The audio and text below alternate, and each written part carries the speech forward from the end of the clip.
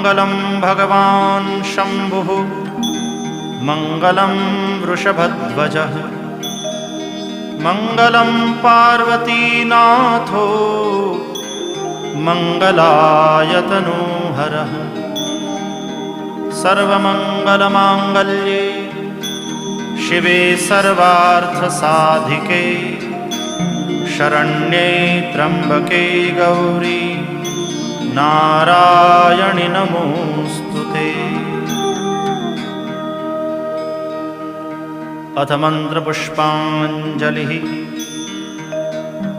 ॐ जग्नेन जग्नमयजन्त देवास्तानि धर्माणि प्रथमान्यासन्